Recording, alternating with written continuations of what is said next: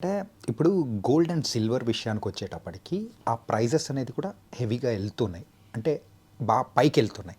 ఇలాంటి టైంలో ఆ గోల్డ్ అండ్ సిల్వర్ మీద ఇన్వెస్ట్ చేయడం అనేది కరెక్టే అంటారా? సో, మనకి మార్కెట్‌లో ఒక రూల్ ఉంటది. ఓకే. మనకి మార్కెట్‌లో ఒక సేయింగ్ ఉంటది. ఓకే. అందరూ గనక ఆశపడుతుంటే మీరు మాత్రం భయపడండి. ఆ! సో, గోల్డ్ అండ్ సిల్వర్ పెరుగుతూ ఉంటే అది కొన్నాళ్ళకి స్టెబిలైజ్ అయిన తర్వాత మళ్ళీ పడతాయి. అవును. సో, ఇప్పుడు కూడా అదే సినారియో వస్తది. హ్మ్. కాబట్టి ఎప్పుడు పెరిగే మార్కెట్‌లో మనం ఇన్వెస్ట్ చేయకూడదు. హ్మ్. పడిపోయి తక్కువలో ఉన్న వాటిలో మనం ఇన్వెస్ట్ చేయాలి. ఓకే. సింపుల్ థింగ్ మీరు ఒక ప్రాపర్టీ కొనాలనుకుంటున్నారు. హ్మ్. సో, ఆ ఏరియాలో దాని వాల్యూ ఒక 50 లాక్స్. హ్మ్. బట్ అప్పుడు అది డిమాండ్ వల్ల ఎక్కువ 60 లాక్స్ చెప్పారు. ఓకే.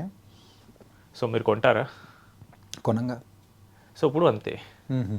సో, ఒకవేళ అదే 50 లాక్స్ ప్రాపర్టీ ఎవరైనా 45 లాక్స్ అలా అమ్మితే తీసుకుంటాం ఖచ్చితంగా. యాహ్! సో, అదే ఎప్పుడు మనం ఓవర్ వాల్యుయేషన్ గాని ఎక్కువ మంది కొంటుంటే మాత్రం మీరు దాన్ని అవాయిడ్ చేయడానికి ట్రై చేయండి. Okay. So, gold and silver కూడా అవే కేటగిరీకి వస్తాయి.